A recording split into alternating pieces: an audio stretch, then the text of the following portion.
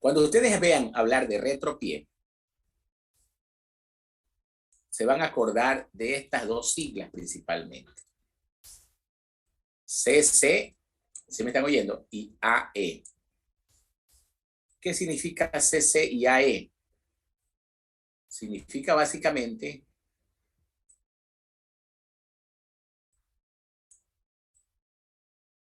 esta es vista de lado más o menos.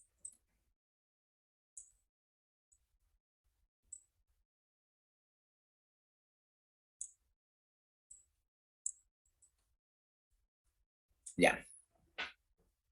Porque las cuñas están más acá adelante.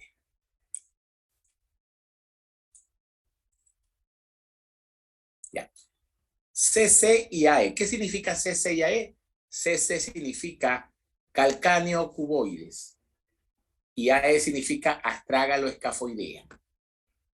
Escafoidea terciana, ¿no?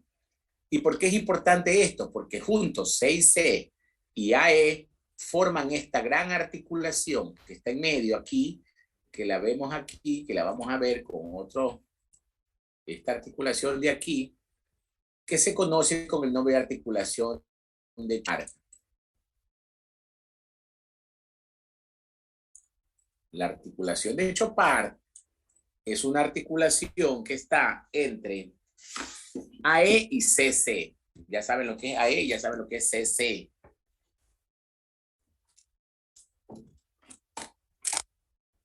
¿Okay? ¿Y por qué es importante esto? Porque las lesiones más importantes del retropié, y que deben ustedes conocerla y saberla, es que se producen a nivel de esta articulación. Por ejemplo, cuando una llanta de un vehículo en movimiento presiona o pasa por encima de un pie, accidentalmente, por supuesto, pensémoslo así, pues se lesiona con gran facilidad esta articulación, produciendo lo que se conoce una luxación de Chopard. Si la vemos en la radiografía de lado, esta sería Chopard, todo esto. Si la vemos aquí,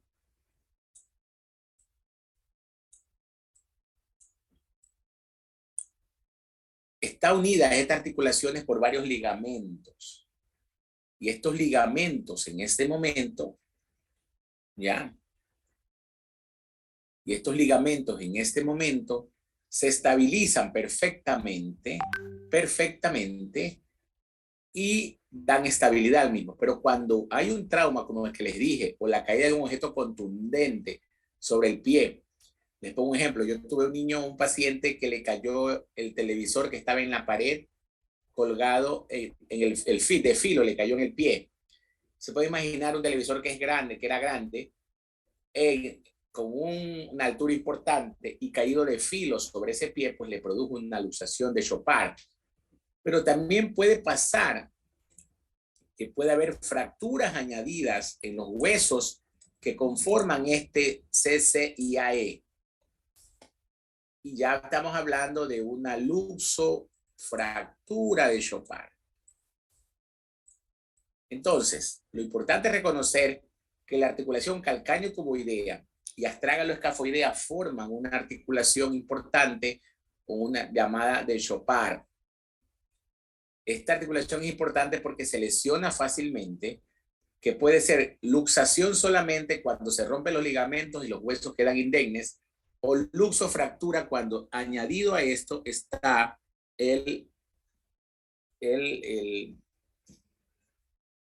añadido está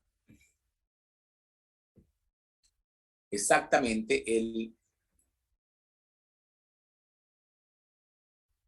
una fractura.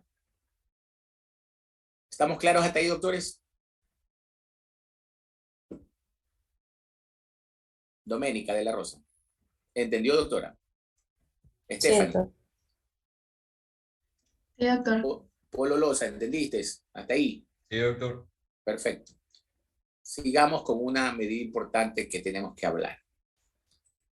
El astrágalo, que tiene más o menos esta forma así, media así, rara así. Bueno, esto no es así. Tiene a su haber en el medio, o sea, ustedes ya hablaron, o lo hablaron, no han hablado de esto, van a hablar de esto. Tiene una circulación que recorre todo su cuerpo.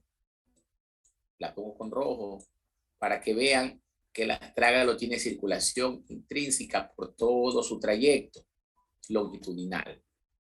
Cuando hay una fractura que comprometa el cuerpo o la cabeza o el cuello, sí o sí va a producir, en la mayoría de casos, que se corte esta circulación, produciendo la complicación más importante que existe a nivel del astrágalo, que es la necrosis avascular.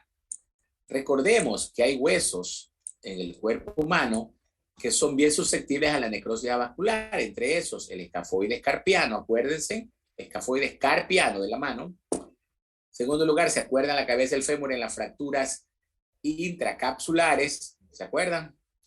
Y también tenemos el astrágalo, que produce necrosis avascular por una fractura que pueda atravesar y romper la circulación a ese nivel. El calcáneo, por su parte, que es el hueso más importante de la bipedestación, donde se asienta todo el peso del cuerpo, ¿ya? Tiene a su haber dos ángulos importantes que no sé si lo mencionaron.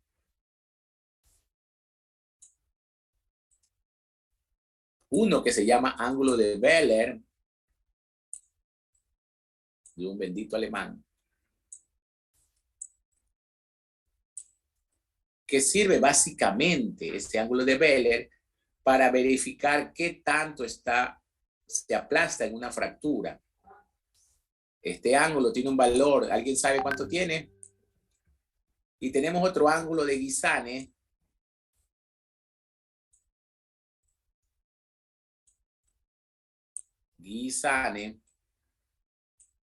creo que es con doble S si no me equivoco,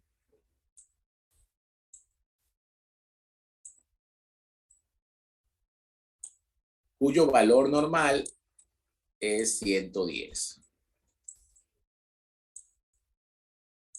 Así que Wöhler, nadie sabe, lo van a investigar ustedes, ¿ok? ¿Y por qué es importante este ángulo? Porque normalmente estos ángulos están ahí, pero cuando alguien cae de una altura corporal,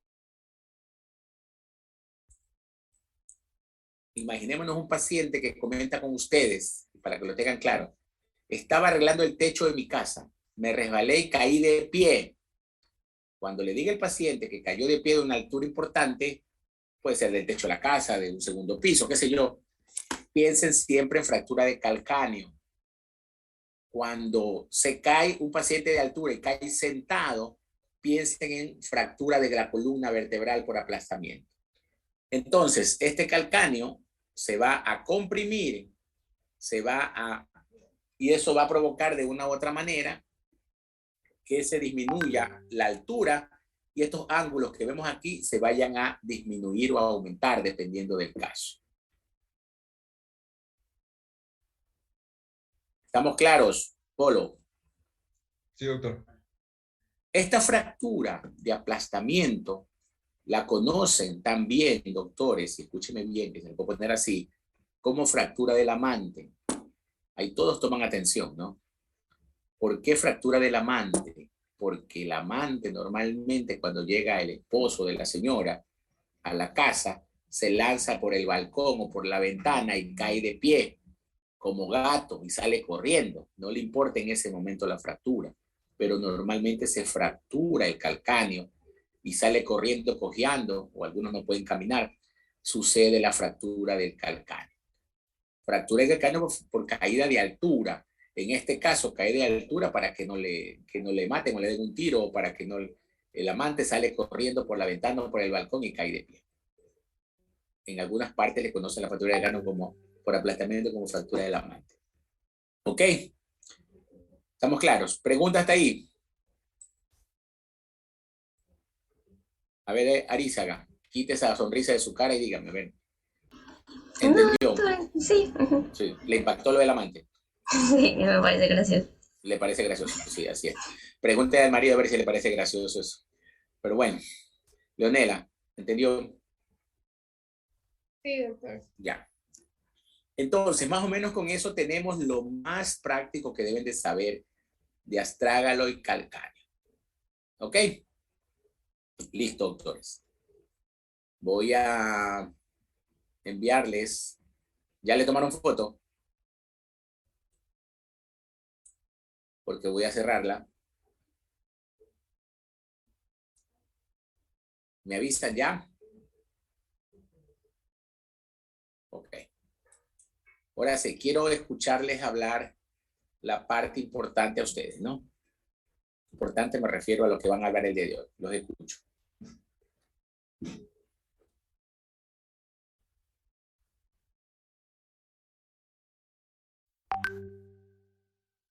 Adelante, doctores, los escucho. Bueno, vamos a hablar, bueno, ahorita vamos a hablar sobre lo que es el escafoides tarsiano. Primero, unas generalidades sobre el pie. Tenemos que esta aquí va a ser la región de la extremidad que va a estar inferior y distal a lo que es la articulación del tobillo y va a constar de lo que son dos superficies. Una superficie superior que se denomina dorso y una inferior que va a ser la planta. Tenemos que este aquí, o sea, el pie al entrar en contacto con el suelo, va a proporcionar una plataforma estable para la bipedestación. Y este punto es importante ya que al momento de haber fracturas en el escafoides, esta propiedad del pie se puede perder. Siguiente.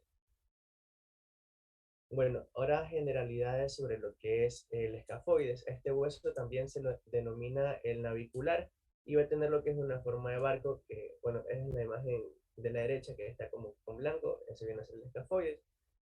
Se articula atrás con el astrálago, delante y en la cara lateral va a tener lo que es un grupo distal de los huesos del tarso.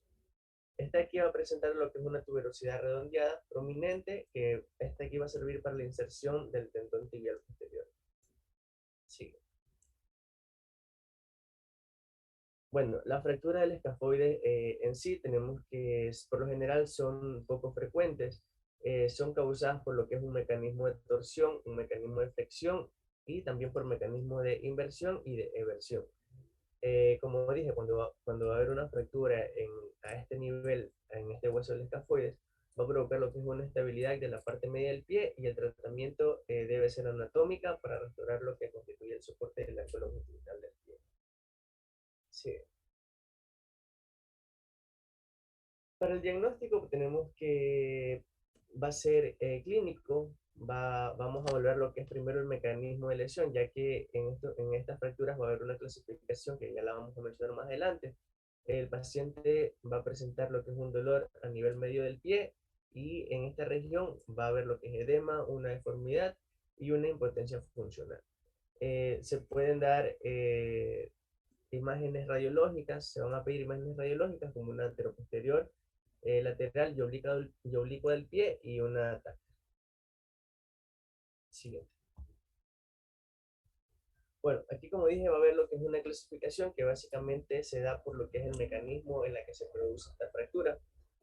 Lo va a separar en 4 grupos, en A, B, C y D. En la A va a haber lo que es una fractura en el plano transversal con una subluxación del fragmento dorsal y el mecanismo causado por este primer grupo va a ser por una hiperflexión plantar del pie.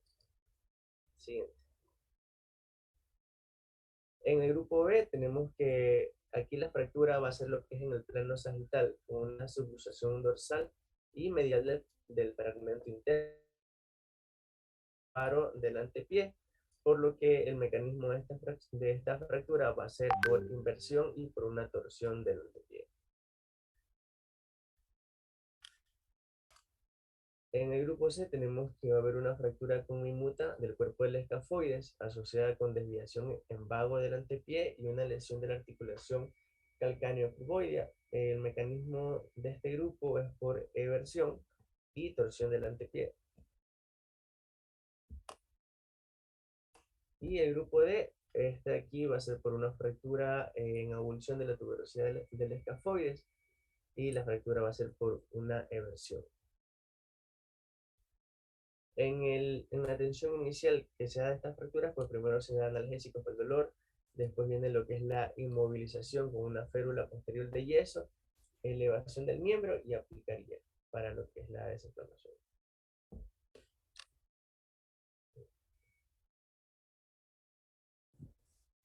Continuando con la fractura y luxación de cuboides, siguiente, por favor. Vamos a recordar un poco la anatomía del cuboides. El hueso cuboides es un hueso del pie corto, par, de forma irregular y cúbica, con 6 caras, superior e inferior, lateral, medial, anterior y posterior, de las cuales 3 son articulares. Se encuentra en la parte externa de la segunda fila del tarso y se articula personalmente con el calcáneo, medialmente con el navicular o escafoides y el cuneiforme lateral, y distalmente se articula con los dos metatarsianos laterales cuarto y quinto.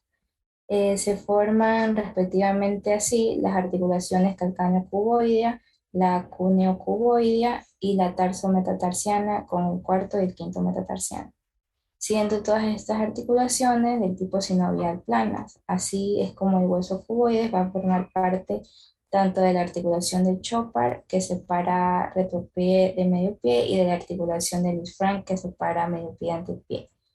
La estabilidad del cuboide se va a ver reforzada por la existencia de múltiples ligamentos y tendones que podrían presentar manifestaciones clínicas ante este tipo de fracturas, destacando los ligamentos calcáneo cuboide dorsal y plantar, el tendón del músculo peroneo lateral largo y la porción lateral de la fascia plantar. El resto de ligamentos que se observan en esta zona también son el cuboideo metatarsal, cubo escafoideo dorsal y plantar, y el ligamento plantar largo.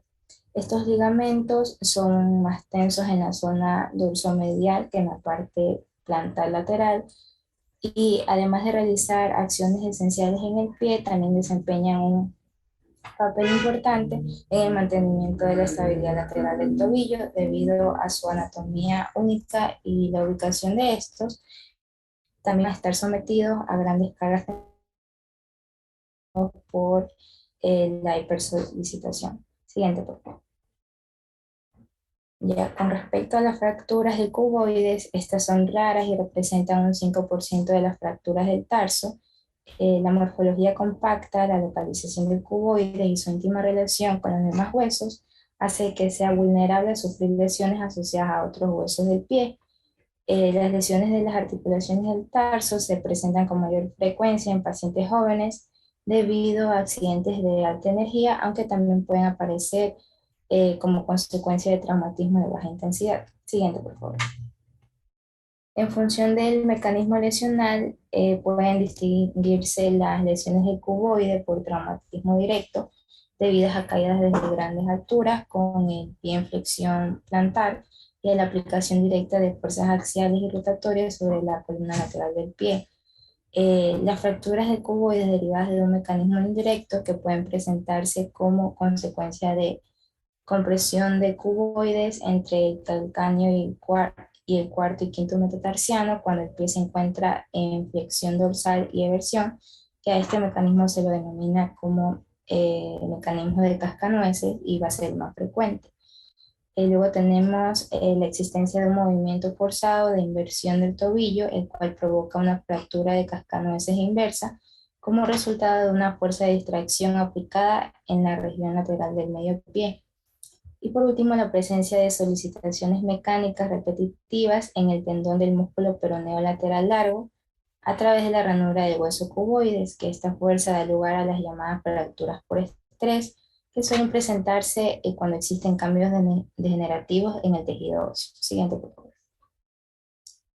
Con respecto a los tipos de fractura, vamos a tener la simple, intraarticular y la comminuta. Y las fracturas de cuboides se van a clasificar en simple o no desplazada si la incongruencia articular es menor de 1 milímetro y el acortamiento menor de 3 milímetros. Y la fractura articular cuando existe una alteración de la superficie de la articulación con el calcáneo. Siguiente. Con respecto al diagnóstico de las lesiones de las articulaciones del tarso anterior, es confuso, sin embargo, ya que estas suelen pasar inadvertidas y confundirse con un esguince del tobillo. Sin embargo, el diagnóstico se va a basar sobre todo en la observación de las manifestaciones clínicas de la lesión, como van a ser dolor intenso en la cara lateral del pie, edema, hematoma, incapacidad para la deambulación, y se va a confirmar con la realización de pruebas de imagen como radiografía convencional con proyecciones dorsoplantar y lateral, resonancia magnética, tomografía axial computarizada, para visualizar bien la fractura del cuboides, los fragmentos y la conmoción que se puede presentar. También es importante valorar las lesiones asociadas a las fracturas de cuboides, habitualmente a nivel medial sobre el hueso escafoides. Siguiente punto. Con respecto al tratamiento, estos casos van a depender de las características de la fractura, y cuando las fracturas no presentan desplazamiento de los fragmentos, va a estar indicado un tratamiento conservador basado en la inmovilización del segmento utilizando un yeso o una bota Walker con apoyo durante 6 a 10 semanas. Siguiente. Cuando existe una fractura con desplazamiento, pues se va a aplicar un tratamiento quirúrgico mediante artrodesis, reducción anatómica con fijación de la columna lateral o injerto óseo. También es necesario realizar un periodo de 3 semanas de descarga, y posteriormente se puede empezar la carga con una ortesis o bota tipo Walker, y a las 2 semanas de la fractura de cuboides se puede realizar movilización del tobillo para acelerar la rehabilitación. Siguiente, por favor. Y ahora con respecto a las luxaciones puras o aisladas del cuboides son muy poco frecuentes, y la fractura de luxación múltiple es más frecuente que la luxación pura del cuboides. El mecanismo de producción, pues se ha descrito la flexión plantar inversión, la abducción y la pronación forzada. Con respecto a las causas, suelen ser traumáticas por hiperlaxitud, como el síndrome de Ehlers-Danlos, por sobrecarga en el caso de las bailarinas o con luxaciones de repetición, y el desplazamiento de cuboides más frecuente referido en la literatura es el plantomedial. Siguiente, por favor. Con respecto a su clínica y diagnóstico, pues tenemos que el diagnóstico de la luxación del cuboide se retrasa en muchos casos, por lo que se requiere de un alto índice de sospecha y un examen cuidadoso de la radiología simple, por lo que el edema y el dolor a nivel externo en el medio pie deben alertarnos, además de una tumefacción en el borde anterolateral del pie y también una impotencia para la deambulación. El diagnóstico radiográfico tiene que incluir la proyección anteroposterior, lateral y oblicua del pie. En la proyección oblicua, el borde medial del cuarto metatarsiano debe estar alineado con el borde medial del cuboides en condiciones normales, y en las proyecciones anteroposterior y lateral deben mantener las relaciones metatarso-cuboideas y calcano-cuboideas en condiciones normales. Generalmente también es necesaria la tomografía para confirmar la sospecha y valorar las lesiones asociadas. Siguiente, por favor. Con respecto al tratamiento, pues vamos a tener un algoritmo terapéutico en donde comenzamos con la reducción. La reducción cerrada como tratamiento de la luxación del cuboide se ha recomendado en casos no asociados a fracturas, es decir, una luxación aislada, mediante inversión forzada o tracción con desplazamiento del cuboides a dorsal y lateral. La reducción abierta mediante abordaje dorsolateral sobre el cuboides, desplazando a dorsal el extensor corto de los dedos y aplantar los tendones peroneos.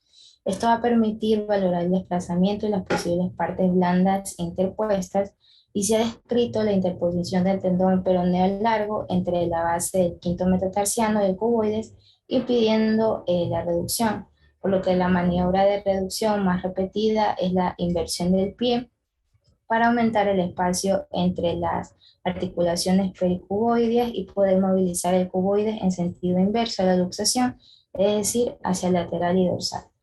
Con respecto a los métodos de fijación que se han usado, estos han sido múltiples, aunque los más descritos son las agujas de Kirchner, y el número de agujas utilizadas va a variar según los autores de 2 a 4.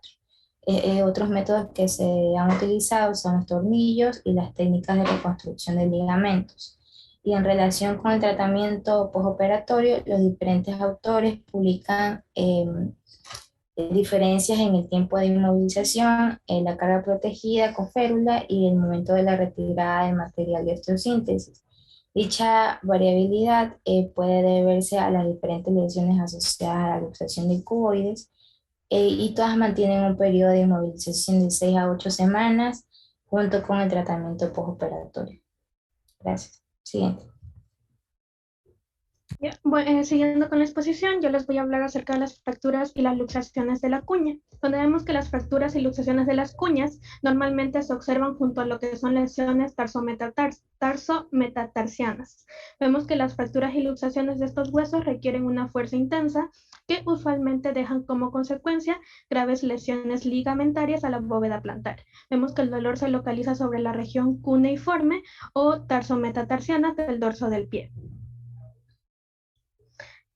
Se debe hacer proyecciones radiológicas habituales, las de apoyo uniplantar, para descartar una inestabilidad. La tomografía computarizada es útil en este tipo de lesiones y no hay una clasificación de uso generalizado. Las fracturas y luxaciones estables se van a tratar de manera ortopédica con bota de escayola que tiene una duración de 4 a 6 semanas sin apoyo. Y vemos que el reto de lesiones con reducción abierta y síntesis con tornillos. También se debe tener en cuenta lo que son las fracturas y luxaciones de Lisfranc, donde vemos que las articulaciones tarsometatarsianas tienen estabilidad intrínseca como resultado de la forma de los huesos y su relación en esta área. La epífisis proximal del segundo metatarsiano está encerrada entre los huesos cuneiformes medial y lateral, y esta forma la clave del arco metatarsiano. Los ligamentos dorsales, plantares e interóseos aumentan la inherente estabilidad ósea. El ligamento interóseo dorsal entre el segundo metatarsiano y el hueso cuneiforme medial se conoce como el ligamento de Lisfranc. En su clínica vemos que el dolor e hinchazón del medio pie se asocia a una equimosis plantar y debe suscitarse a una sospecha de este tipo de lesión. Y vemos que el 20% de estas lesiones pueden pasar por desapercibidas.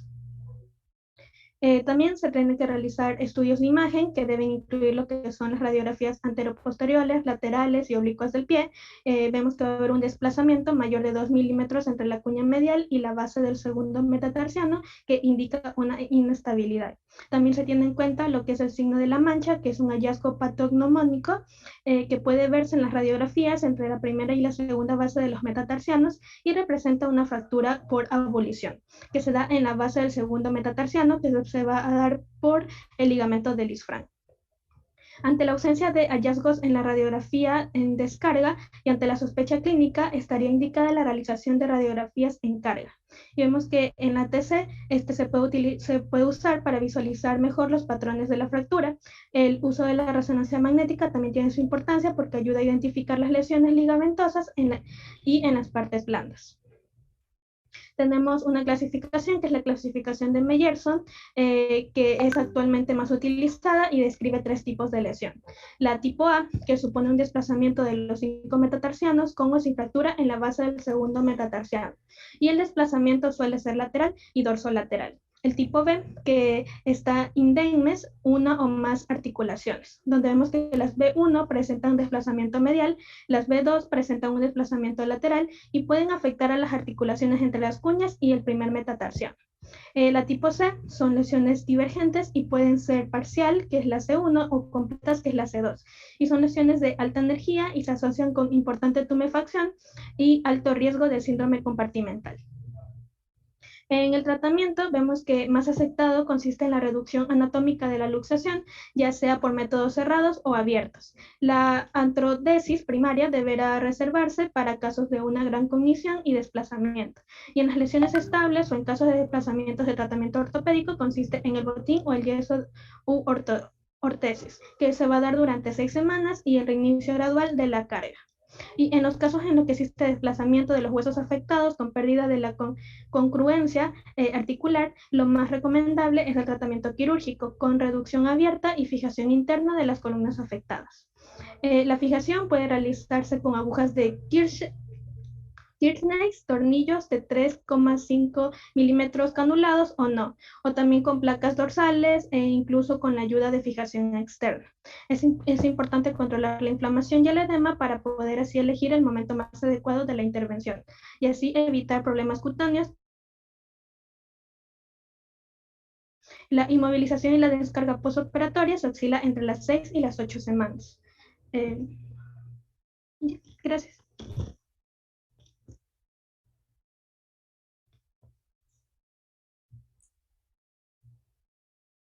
Sigan con antepié, por favor.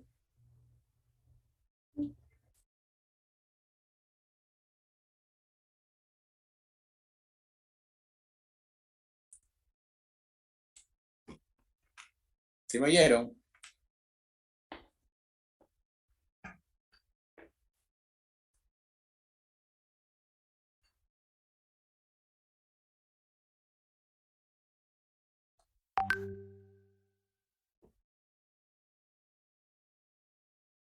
Póngame las diapositivas nuevamente. La última parte.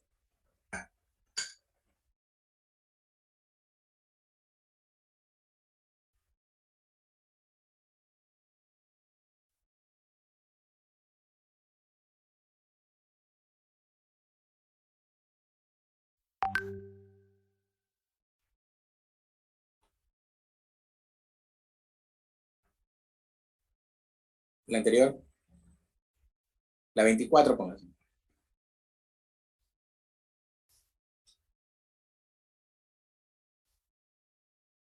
Ok.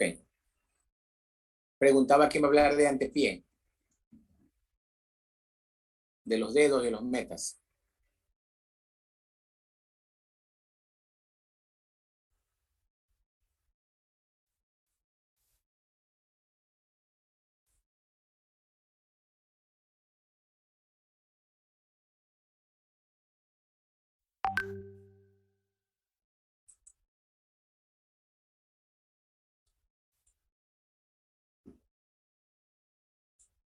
Saque las diapositivas en las que les tiene ahí, por favor. Doctora Guerrero, saque.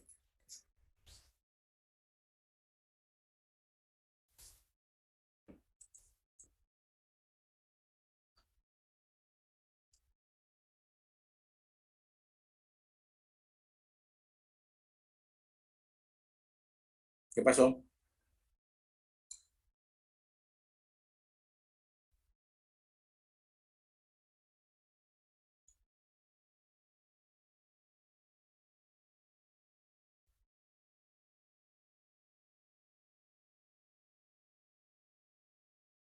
Doctor, voy a enviarles las diapositivas al grupo porque no sé qué le pasó a mi computadora, si alguien nos podría ayudar proyectando.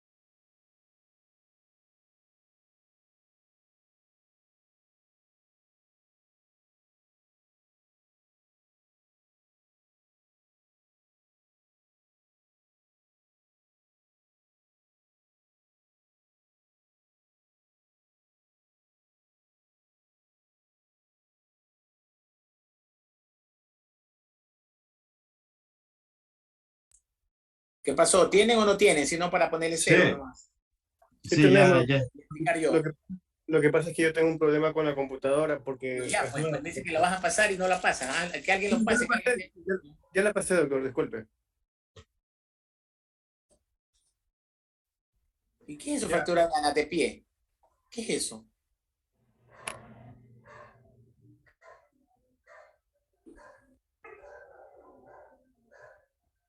Es una nueva parte del cuerpo humano, el anatepié.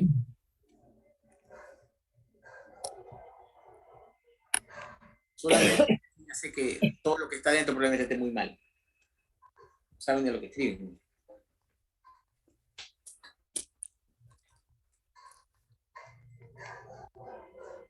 Siguiente diapositiva, por favor. Bueno, buen día, doctor, compañeros. El tema tratado hoy día es, para empezar, el reencuentro anatómico. Bueno, vamos a ver que el quinto radio consta exclusivamente de un quinto metatarsiano. Por su parte, este hueso va a poseer lo que es una forma específica a lo que diferencia el resto de los demás metatarsianos, en lo que va a ser constituir una base, posee una apófisis, la cual se va a alargar hacia la parte de atrás, como podemos ver en la imagen. Entonces, y afuera va a estar formando lo que es una apófisis estiloides, siendo disculpe. Entonces, va a ser el único metatarsiano que va a contactar por lo que vendría a ser en el suelo por el de su base. Vamos a ver que el quinto metatarsiano va a articular únicamente con lo que van a ser tres huesos. El cuboide formando la articulación tarso-metatarsiana, que va a corresponder a la línea articular de Lisfranc, como podemos observar en la imagen. El cuarto metatarsiano, que va a articular a través de la única carilla articular y con su parte distal con la falange próxima del quinto dedo. Entonces nosotros vamos a ver que respecto a lo que consideraríamos, se viene a considerar los ligamentos, vamos a encontrar lo que es la cabeza del quinto metatarsiano, los ligamentos transversos. Estos se van a unir con el resto de las cabezas de los metatarsianos en la base y los ligamentos dorsales. Como podemos apreciar en la siguiente diapositiva, por favor. Siguiente diapositiva. Ya, entonces, en esta imagen nosotros podemos observar lo que vendría a ser la visión plantar y lo cual vamos a encontrar o podemos apreciar lo que vendría a ser los orígenes e inserciones musculares en los huesos. Bien, entonces vamos a ver que el músculo aductor corto es el quinto dedo que se hace visible a nivel de la articulación calcáneo-cuboidea. Entonces, esta va a discurrir en lo que vendría a ser la base del quinto metatarsiano. Entonces, vamos a ver que a este nivel se desliza sobre la tuberosidad de la base del quinto metatarsiano, separándolo de esta por una bursa. Entonces, vamos a ver que el flexor corto puede estar solamente unido en mayor o menor parte por lo que vendría a ser el aductor del quinto dedo. Siguiente diapositiva, por favor. Bien, aquí nosotros vamos a encontrar el mecanismo de elección. Los mecanismos de elección, como hemos visto mediante lo que vendría a ser todo el semestre, van a ser el mecanismo directo, el cual se va a producir con mayor frecuencia cuando es un objeto pesado que cae sobre el antepié. Más o menos como podemos citar un ejemplo, puede caer un televisor o mediante cuando están haciendo algún ejercicio físico o una pesa, en el caso de las personas que practican la halterofilia. También tenemos la torsión, la cual se produce al girar el cuerpo. Disculpe. Al girar lo que tendría que ser el cuerpo con los dedos de los pies fijos. Y como es cuando una persona más o menos se engancha con los dedos del pie, quedando fijo y continúa con la marcha. También tenemos la fractura avulsiva, que es particularmente frecuente en la base del quinto metatarsiano, y la fractura por estrés, que son las más habituales en el cuello del segundo y tercer metatarsiano, así como en la región proximal del quinto metatarsiano. Con respecto a lo que vendría a ser la epidemiología, nosotros vamos a tener que la fractura del metatarsiano es una lesión.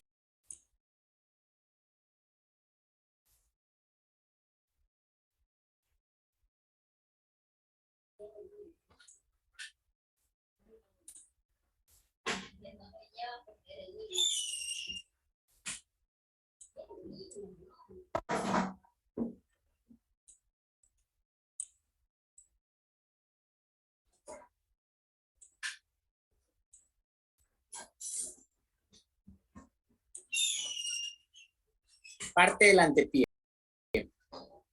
junto con las tres cúpulas.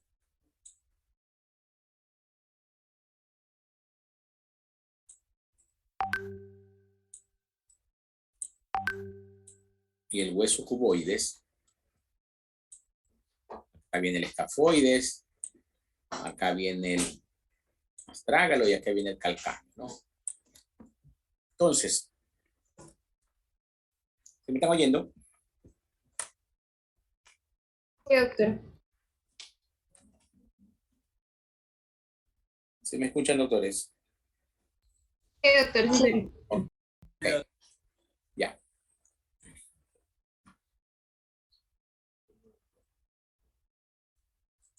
La unión de las tres cuñas con el hueso cuboide y las bases de los 5 metatarsianos forman esta articulación llamada articulación de Lisfranc. Parecida a la de Chopard, pero formada por los huesos diferentes, ¿no?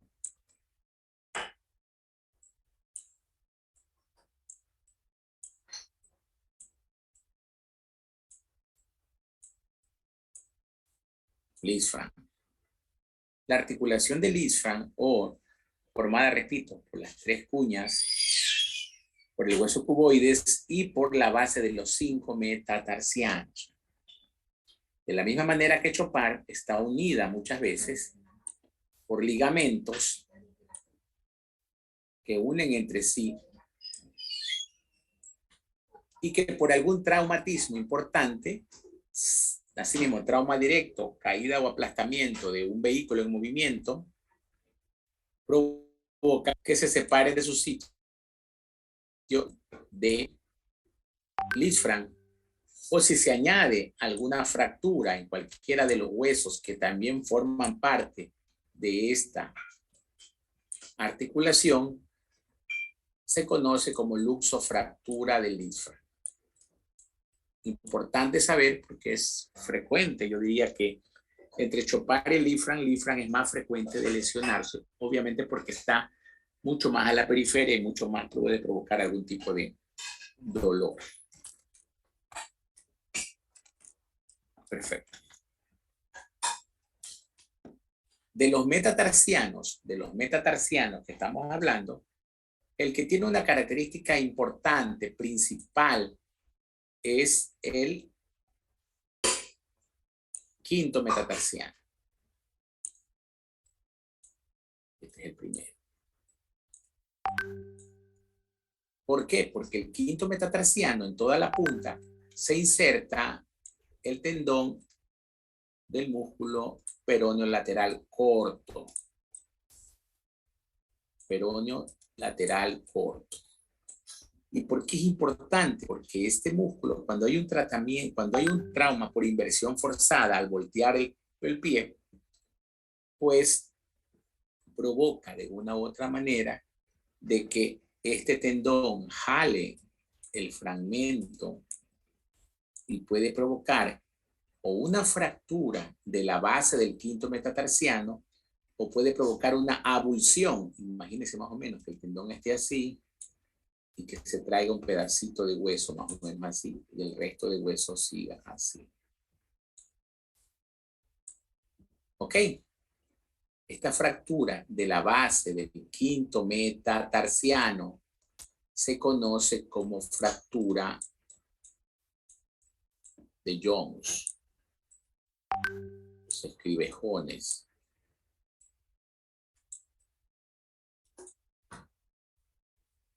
La fractura de Jones o fractura de Jones, fractura de Jones, no es otra cosa que la fractura de la base del quinto metatarsiano. Puede ser una fractura no desplazada como esta, desplazada con abulsión de un fragmento. ¿Ok? Eso por otro lado. Pero los otros metatarsianos tienen características importantes de cómo fracturarse. Tienen a su haber 3 porciones, una base, un cuerpo y ya mejor decir una cabeza.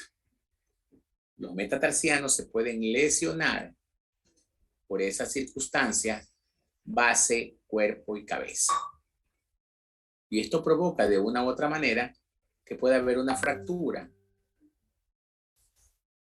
ya sea en la base, en el cuerpo o en la cabeza.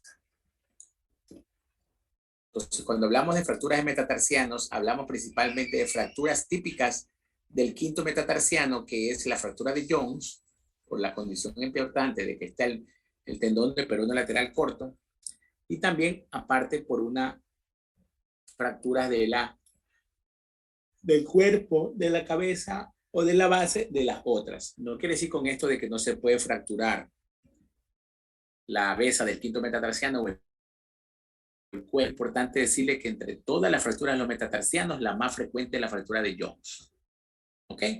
Porque se da frecuentemente más que por un trauma como tal, por trauma por inversión forzada, por el típico que se dobla el tobillo por la actividad que hace. ¿Ok? Entonces, las fracturas de los metatarsianos, más que todo, son del cuerpo, de la base o de otros 4 metatarsianos debido a lesiones por traumas, por atricción o golpes, ¿no? Si no son desplazadas, tratamiento conservador por una sindactilia o tratamiento quirúrgico si estuvieran desplazadas. Quirúrgicamente lo que se hace es colocar una clavija que vaya de arriba hacia abajo o 2 clavijas que vayan de abajo hacia arriba cruzadas para mantener la estabilidad de la fractura. Esto a nivel de los metatarsianos. Tanto las cuñas como el cuboides y el escafoides, que forman parte del medio pie,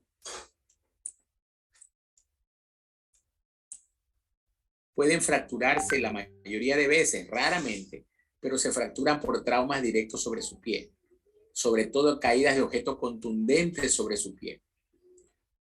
Un martillo, caída más en los dedos, eso.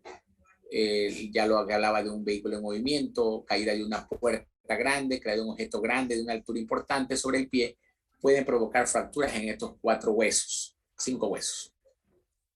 Y provocar de una u otra manera microfracturas, vengan a dar como resultado, la mayoría, felizmente, son de tratamiento conservador y no de tratamiento quirúrgico. Son muy raras las fracturas del cuboides, imaginémonos, desplazadas, y solamente si lo fueran muy desplazadas, el tratamiento es una osteosíntesis con un tornillo o 2 tornillos a ese nivel para que la mantenga en su sitio. Pero es muy raro que las fracturas de las cuñas o del cuboide o del escafoide tarsiano sean de tratamiento quirúrgico. La mayoría son fracturas por el golpe, pero nada más.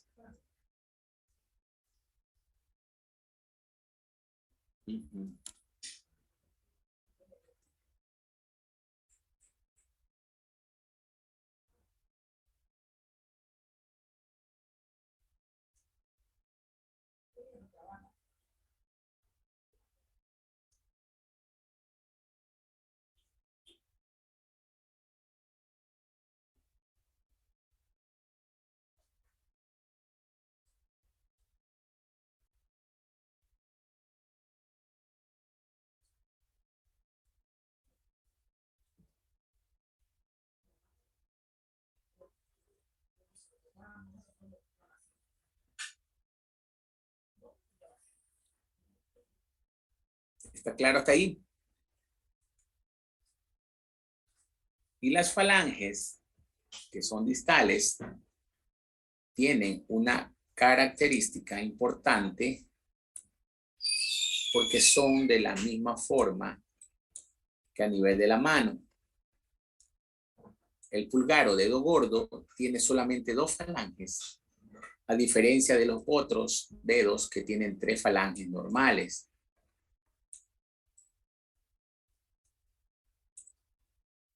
Tanto el dedo gordo como los otros dedos pueden ser susceptibles a tener fracturas y luxaciones. Una de las cosas que más frecuentemente vemos son las luxaciones, donde una falange está así y otra falange se desplaza completamente de su sitio. Pregunto yo, ¿quién de ustedes no se ha golpeado el dedo pequeñito con el filo de una mesa, de una pata, de una silla o algo así, ¿no? Duele, ¿no? Duele un poquito, ¿no? Entonces, así, con un trauma parecido a eso, pues puede haber una luxación interfalángica que se ve frecuentemente a nivel de los huesos de los pies, ya sea del primero, del segundo, tercero, cuarto o quinto, sabiendo además que estos están agarrados con ligamentos interfalángicos que le dan estabilidad, pero que en el momento de un trauma se pueden hacer, lastimosamente, se pueden hacer de tipo quirúrgico, de reducción. Y es por eso que vamos a ver ya mismo un video para que vean lo que más o menos se trata. Entonces, las luxaciones se tratan reducción, o sea, volver a poner el hueso en su sitio y muchas veces inmovilizar con una sindactilia, que ya vamos a ver lo que es la sindactilia. Si hubiera una fractura a este nivel, pues asimismo se hace un enclavado intramedular o también enclavijado doble, como ya lo dijimos hace un momento, así y así, para que se estabilice. Vamos a dejarla ahí, si no le tomaron fotos, qué pena. Vamos a ver unos videos para que vean, para concluir.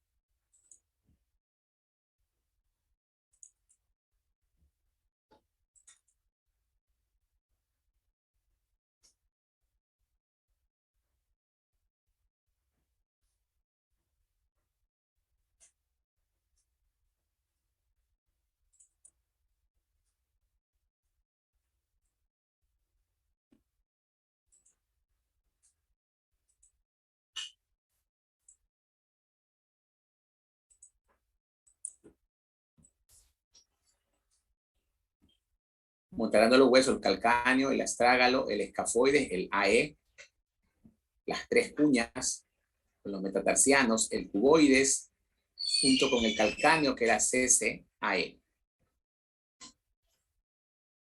Calcáneo, cuboides, por debajo las tres cuñas que se vean perfectamente establecidas, y los metatarsianos.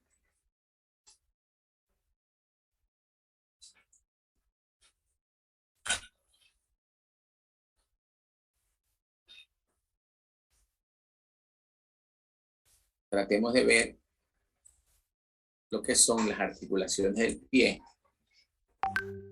las de los metatarsianos, de las falanges interfalángicas y las falanges distales, ¿no? Lifran, metatarsofalángicas, interfalángicas.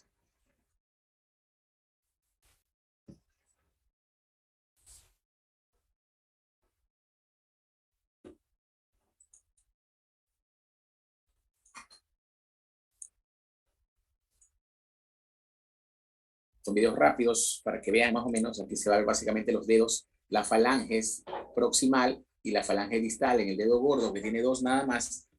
Falange proximal, media y distal en los otros dedos. Suman 14 falanges.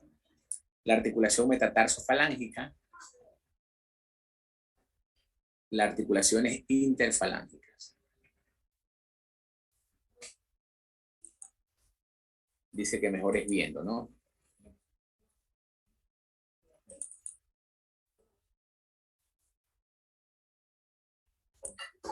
Veamos esta también para ver los huesos. Hablan de la articulación tarso-metatarsiana o lifran.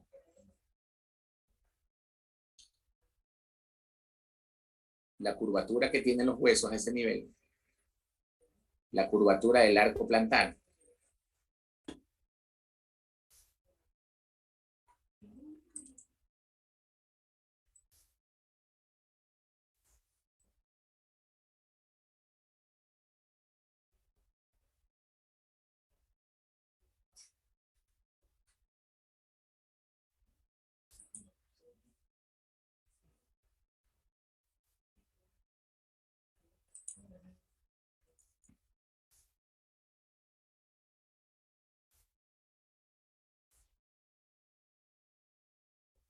Esto es un repaso de los huesos del pie. Talus o astrágalo, el calcáneo, no tiene sonidos. El navicular o escafoides tarsiano, vemos la articulación, acuérdense del AE. Talus, cabeza, cuello.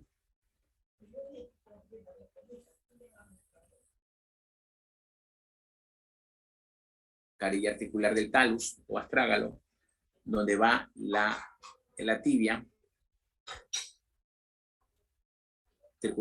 Articulación del tobillo.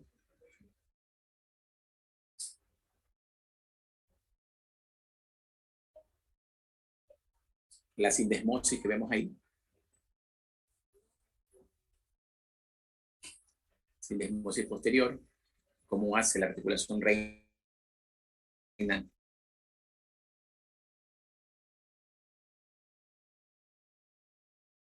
anterior. Ligamento deltoideo, que alguna vez lo hablamos.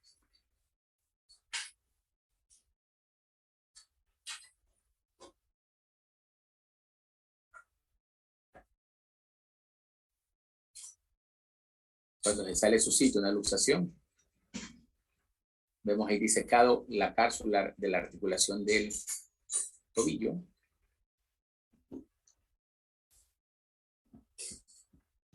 Cápsula articular del tobillo.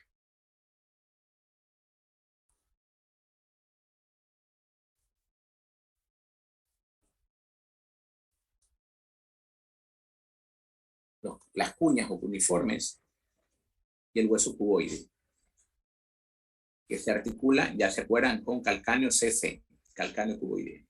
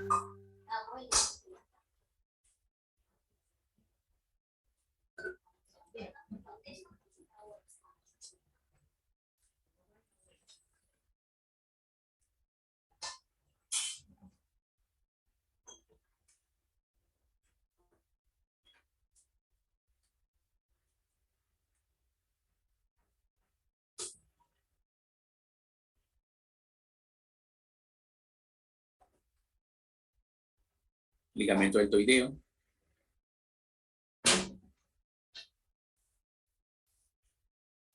Calcáneo fibular, ligamentos. Calcáneo, ligamento.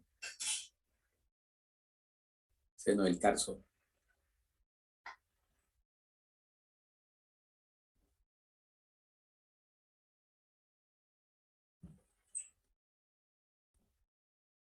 Escafoides tarsiano, cuñas cuboides, lo que está señalando.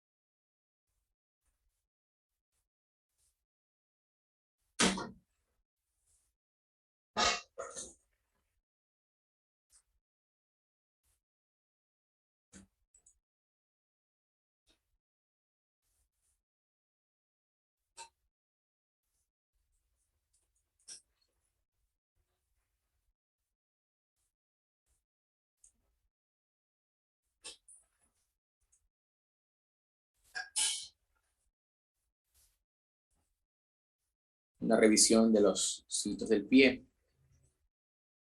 la parte dorsal, la parte plantar, la articulación del tarso de tobillo, talón, huesos tarsales, metatarsales, la dorsiflexión, la flexión plantar. Eversión, inversión, que es la más frecuente.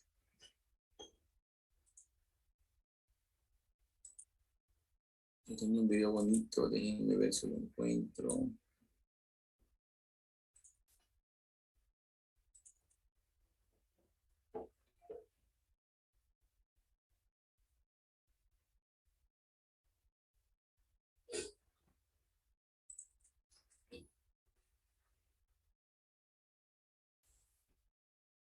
Vamos a ver el mecanismo de una fractura bimalleolar. Vamos a ver la del inicio.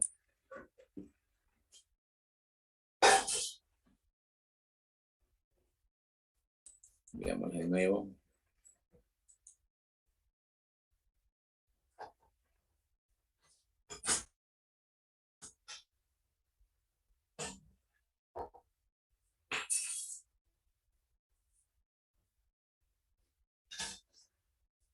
Fractura bimalleolar.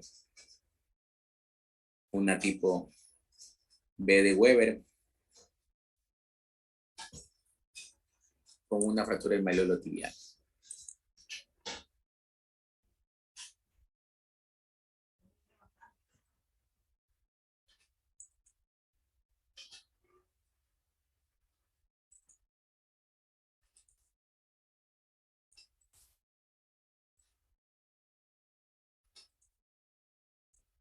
Y vamos a ver cómo se produce también la fractura de Cotton, que espero que se acuerden qué es.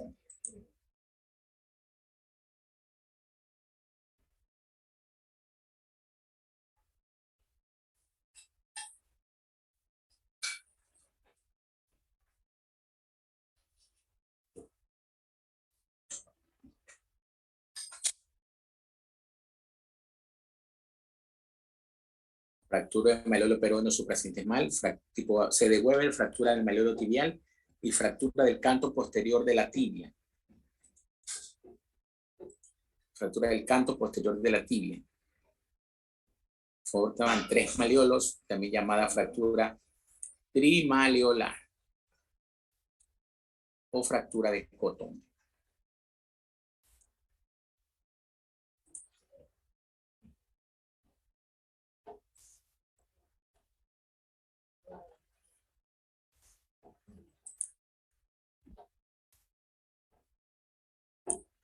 Y ya los veo aburridos, ya vamos a terminar, tranquilos.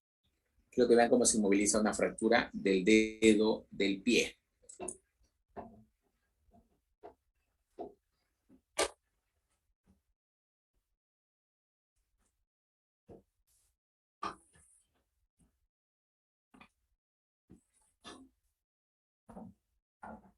Eso se lo conoce como sindactilia, porque los niños que nacen con los dedos fusionados se lo conoce como sindactilia.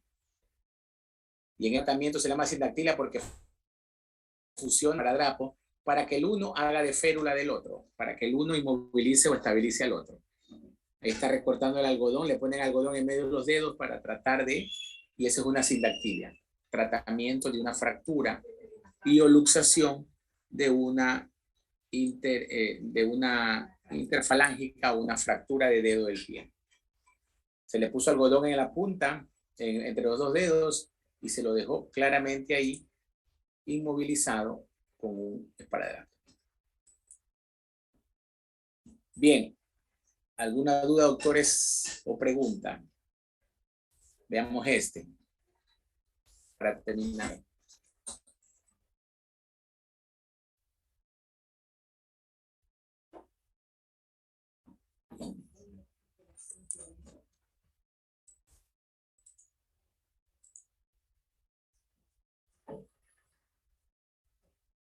Ahí va.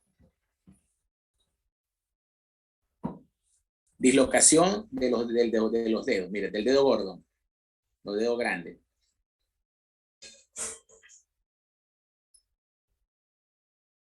Miren la diferencia de los dos dedos anatómicamente, cómo se ve. El uno hacia arriba, uno hacia el norte y uno normal.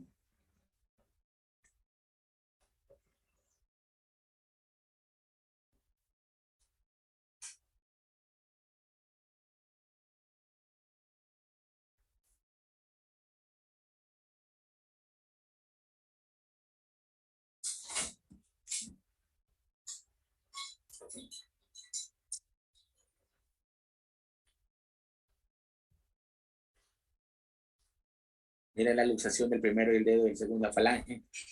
La falange media con la, perdón, la falange distal con la falange proximal del primer dedo o dedo gordo, ¿no? Se ha salido de su sitio.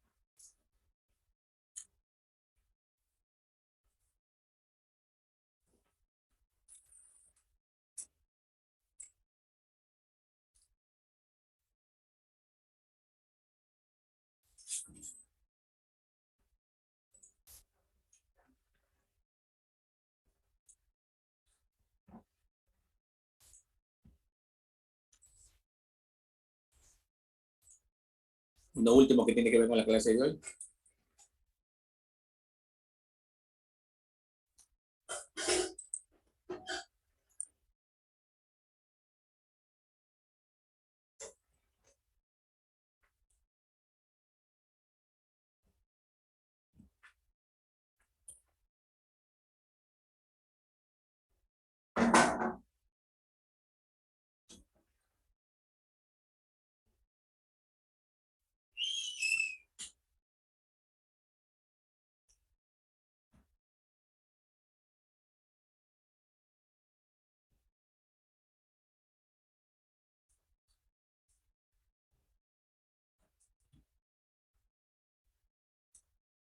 Esos son fragmentos del calcáneo que está totalmente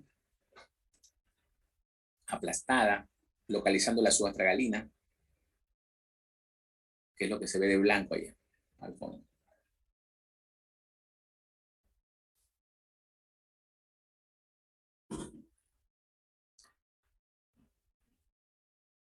Una vez que lo enderezan, ya mejor así el hueso, que lo reducen, se le va a colocar una placa de reconstrucción para lograr estabilizar.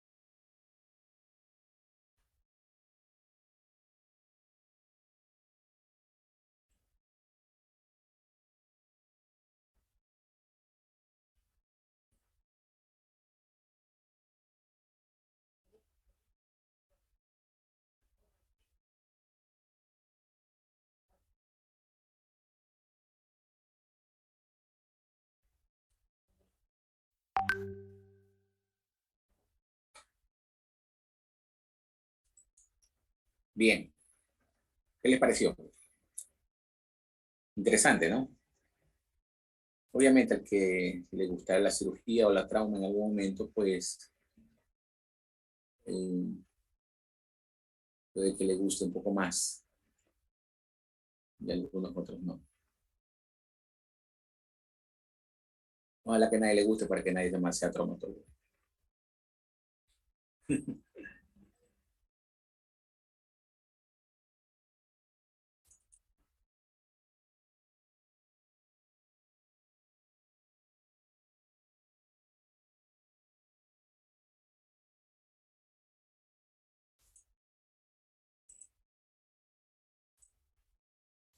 Nosotros hablamos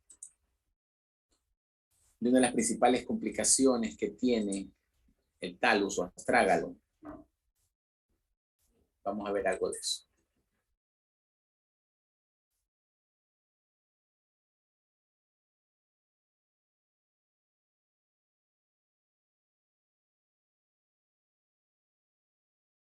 La circulación del astrágalo que hablamos.